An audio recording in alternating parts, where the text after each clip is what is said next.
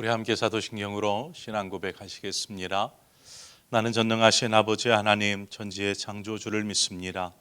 나는 그의 유일하신 아들 우리 주 예수 그리스도를 믿습니다. 그는 성령으로 잉태되어 동정녀 마리아에게서 나시고 본디오 빌라도에게 고난을 받아 십자가에 못 박혀 죽으시고 장사된 지 사흘 만에 죽은 자 가운데서 다시 살아나셨으며 하늘에 오르시어 전능하신 아버지 하나님 우편에 앉아 계시다가 거기로부터 살아있는 자와 죽은 자를 심판하러 오십니다. 나는 성령을 믿으며 거룩한 공교회와 성도의 교제와 죄를 용서받는 것과 몸의 부활과 영생을 믿습니다. 아멘. 우리 함께 찬송가 484장 내 마음의 주여 소망되소서, 우리 찬송가 484장 함께 찬송하겠습니다.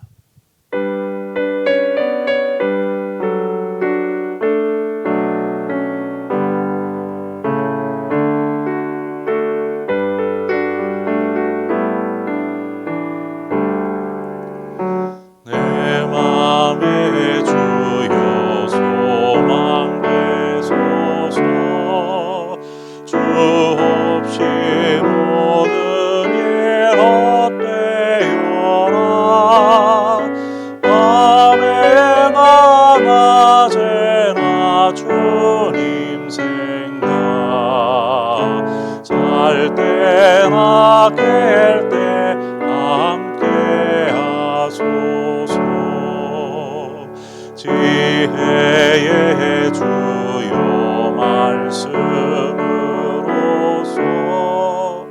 언제나 내 안에 계십소서. 주는 내 아버지 나는 아들, 주 안에 내가 늘 함께하네.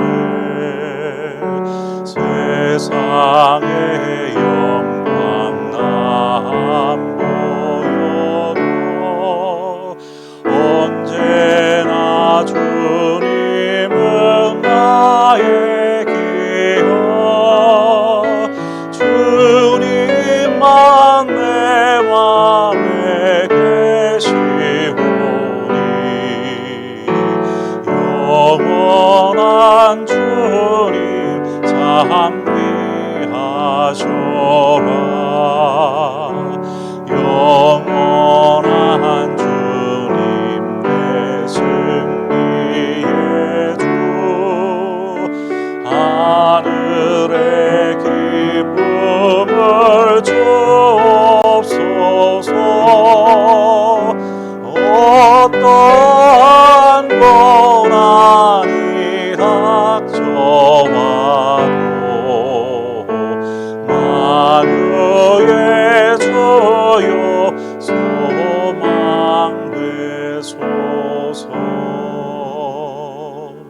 아멘.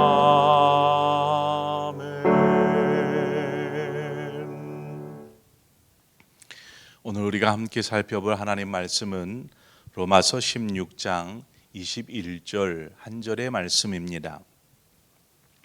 로마서 16장 21절 한 절의 말씀을 제가 봉독해 올리겠습니다. 나의 동역자 디모데와 나의 친척 누기오와 야손과 소시바드가 너희에게 문안하느니라. 아멘. 이제 로마서의 막바지에 이르렀습니다. 요 전절까지 16장 20절까지 해서 사도 바울이 로마 교회에 보낸 의도, 목적을 가진 그 서신의 목적과 복음에 관련하여서 혹은 권면에 관련하여서 당부하고 싶은 말에 대해서 다 이제 기록을 하고 마지막 이제 문안의 인사들을 하면서 마무리를 합니다. 그리고 이후에 오늘 본문부터는 이제 사도 바울이 고린도 교회에게 서신 편지를 이렇게 보낼 때에 지금 바울 곁에서 바울의 동역자로서 바울을 돕고 있는 그러한 사람들을 소개하고 저들과 함께 더불어서 로마 교회 성도들에게 문안하고 있는, 어떻게 보면 편지의 마지막 덧붙이는 내용과 같은 구절이 바로 오늘 본문부터 마지막 27절까지의 내용이라 할 수 있습니다. 오늘 본문에 바울이 이제 소개하는 동역자 네 사람이 등장을 하죠. 디모데, 누기오, 야손, 소시바더. 이 사람들은 지금 바울 곁에서 바울을 돕고 있는 사람들입니다. 그 중에 한 사람, 우리가 잘 알고 있는 디모데라는 사람이 나오지요. 오늘 그래서 디모데에 대해서 잠깐 살펴보려고 합니다. 바울은 자신에게 있어서 참 친밀했던 동역자 중에 한 사람인 이 디모데를 소개하고 있습니다. 사도행전 16장 1절에 처음으로 디모데라는 이름이 등장을 하는데요. 바울이 더베와 루스드라에도 이름에 거기 디모데라 하는 제자가 있으니 그 어머니는 믿는 유대 여자요 아버지는 헬라인이라 이렇게 기록되어 있습니다. 루스드라에서 처음으로 디모데를 만나게 되죠. 그런데 그의 출신이 그렇습니다. 어머니는 유대 여인이었고 아버지는 헬라인 남자였습니다. 이 둘이 만나서 결혼을 하고 아이를 낳았는데 바로 그가 디모데인 것이죠. 한마디로 오늘날로 따지면 혼혈아인 것입니다. 유대인 어머니, 헬라인 아버지 아래에서 태어난 혼혈아인 것이죠. 우리도 지금도 그렇지만 다문화 가정에서 태어난 아이들, 다문화 가정의 자녀들이 참 학교를 다니거나 무엇을 하거나 조금은 어려움을 겪습니다. 어려움을. 다문화 자녀라는 이유만으로, 얼굴색이 좀 다르다라는 이유만으로 이러한 어려움을 겪는 것이죠. 아마 디모데 역시 혼혈아로 태어났기 때문에 이 어려움들이 있었을 것입니다. 그런데 바울이 그러한 디모데를 만나서 그를 주목하게 되고 결국 그를 전도 여행에 동참케 합니다. 그리고 디모데가 그렇게 사도 바울의 눈에 주목되었던 것은, 그리고 바울의 동역자가 되었던 주된 원인, 요인 중에 하나가 무엇이었냐면 그가 혼혈아였다라는 사실입니다. 그가 헬라인과 유대인 부모에게서 태어났기 때문에 지금 사도 바울이 그를 주목하였고 그를 동역자로 함께 하는 것입니다. 바울이 복음을 전하는 곳곳마다 복음을 전하는데 그 대상이 누구냐면 유대인과 헬라인이었습니다. 나중에는 이방인들, 즉 헬라인들이 주를 이루었지만 그 중에는 유대인들도 분명히 있었습니다. 그렇게 복음을 전하고 교회가 이제 세워지는 것이죠. 그럼 그 안에 유대인만 아니면 헬라인만 있는 것이 아니라 유대인과 헬라인이 함께 교회를 이루면서 그렇게 되어지는 것이죠. 근데 우리가 서신서를 보면 알 수 있지만 유대인과 헬라인 사이에는 참 물과 기름처럼 잘 뒤섞이지 않습니다. 하나가 되지 않습니다. 오히려 그 안에 분란이 되고 말썽이 되고 그래서 교회가 어려움을 겪고 이러한 일들이 자주 우리는 서신서를 통해서 보게 됩니다. 이것을 사도 바울이 너무나 잘 알고 있었습니다. 이 서로 연합하지 못하고 자주 다투고 마찰을 일으키는 부분을, 그러한 유대인과 헬라인 그리스도인들을 함께 아우를 수 있는, 그리고 그들에게 뭔가 목회를 할 수 있는 사람으로서 디모데는 매우 적합한 인물이었다라는 것입니다. 왜냐하면 그가 유대인과 헬라인의 피를 같이 갖고 있는 혼혈아이기 때문입니다.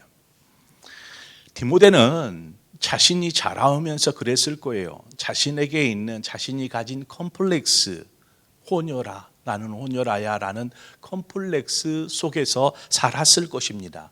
여기에 유대인에게도 포함되지 못하고 헬라인들에게도 포함되지 못하는 그 중간에서 어찌할 바를 알지 못하는 혼혈아 컴플렉스, 이것을 가지고 그는 자라났을 것입니다. 그런데요, 오히려 하나님 나라를 위해서 지금 이 혼혈아라는 이것이 사용되어지는 좋은 조건이 되었다라는 것을 보게 됩니다. 디모데는 그것을 알지 못했습니다. 자신이 이 혼혈아라는 이유가 하나님의 나라를 위해서 하나님의 어떤 사용될 좋은 조건이 될 수 있을 거라는 것은 꿈에도 생각지 못했을 것입니다. 그런데 하나님은 그것을 사용하시더라는 것입니다. 남들에 비해 자신에게는 없는 것이 혹은 부족한 것이 있다라고 여겨지는 부분들이 분명히 있을 것입니다. 나에겐 좀 부족한 부분들. 그래서 항상 남들 정도는 되기 위해서 우리는 막 노력합니다. 한마디로 평균은 되어야 하지 않겠냐라는 생각을 하는 것이죠. 하지만 하나님이 보실 때에는 조금 부족해도 괜찮습니다. 하나님께서 우리를 창조하실 때 각자 나름의 재능과 능력 또 주신 달란트들이 있지 않습니까? 하나님은 그것을 사용하시지 다 평균적으로 동일하게 가지고 있으면 그걸 어떻게 사용하겠습니까? 우리 각자 나름의 장점이 있고 단점이 있는 것입니다. 하나님은 우리를 사용하여 주십니다. 심지어는 컴플렉스, 단점이라 여겨지는 것조차도 하나님의 도구가 되어지는 것이지 않습니까? 남들에 비해 조금 부족해도 괜찮습니다. 아무런 도움이 되지 않을 것 같아도 하나님은 그것을 바꾸시는 분, 그리고 귀하게 사용하시는 분이 바로 하나님이신 것입니다. 사도행전 3장에 보면 교회를 성전을 향해서 베드로와 요한이 길을 가죠. 성전 비문에 그곳에서 누구를 만납니까?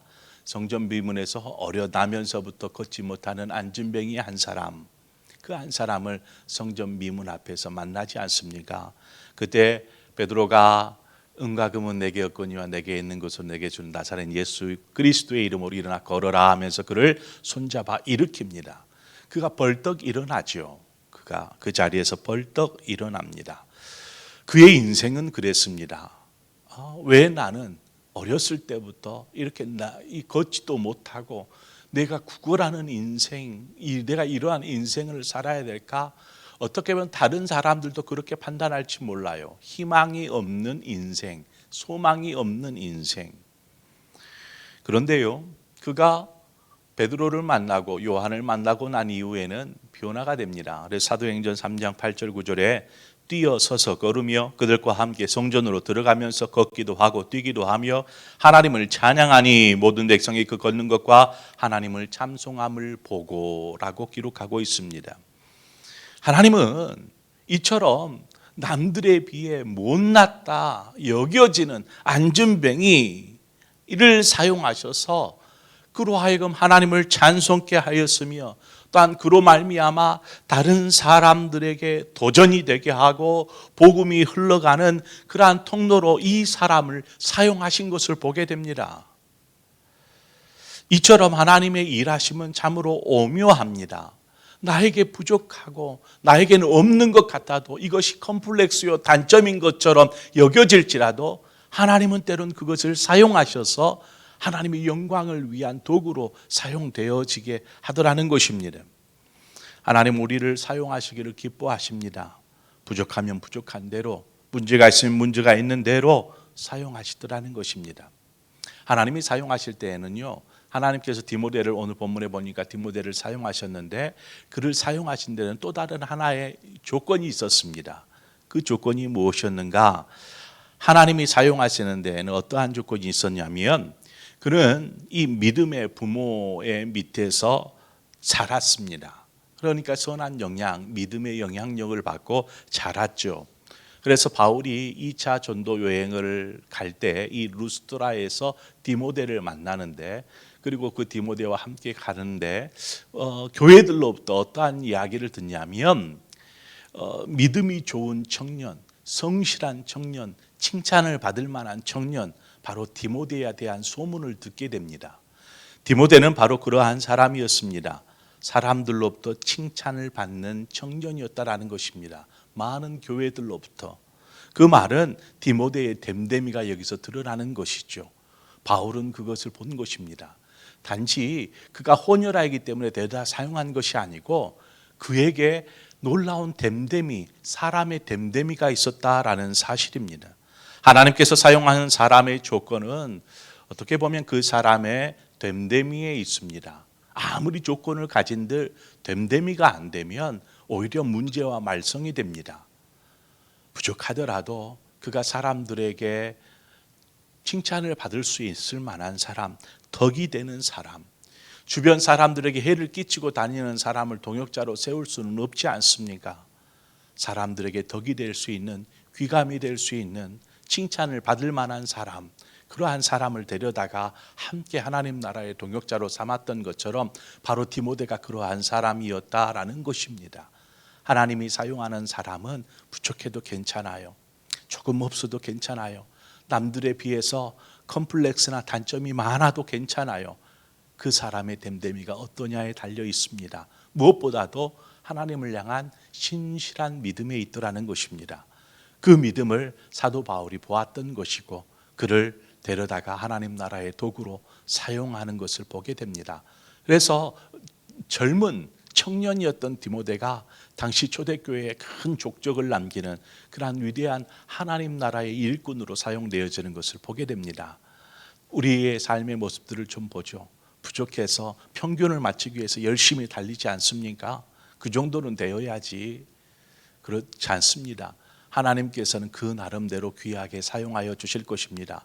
무엇보다도 믿음 안에 사람들에게 칭찬을 받는 사람, 그러한 사람으로 성실하게 하나님 앞에 믿음 앞에 선다라면 우리의 삶이 하나님의 영광을 위해서 귀하게 쓰임받는 도구가 될 줄 믿습니다. 바로 저와 여러분이 그러한 사람으로서 하나님 앞에 귀하게 드려지는 그러한 은혜가, 축복이 여러분 모두의 삶 가운데 있기를 축원합니다. 우리 함께 기도하겠습니다.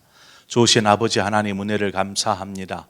오늘도 귀한 새날을 열어주셔서 감사합니다.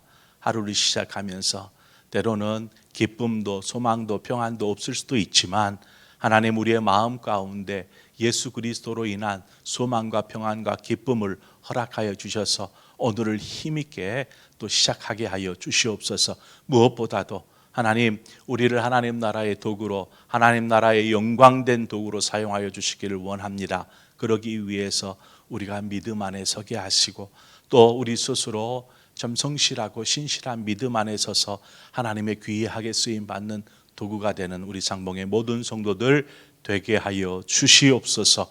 일하실 하나님을 찬양하며 예수 그리스도의 이름으로 기도하옵나이다. 아멘.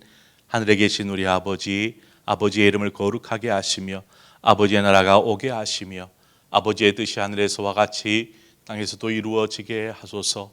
오늘 우리에게 일용할 양식을 주시고 우리가 우리에게 잘못한 사람을 용서하여 준 것 같이 우리 죄를 용서하여 주시고 우리를 시험에 빠지지 않게 하시고 악에서 구하소서. 나라와 권능과 영광이 영원히 아버지의 것입니다. 아멘.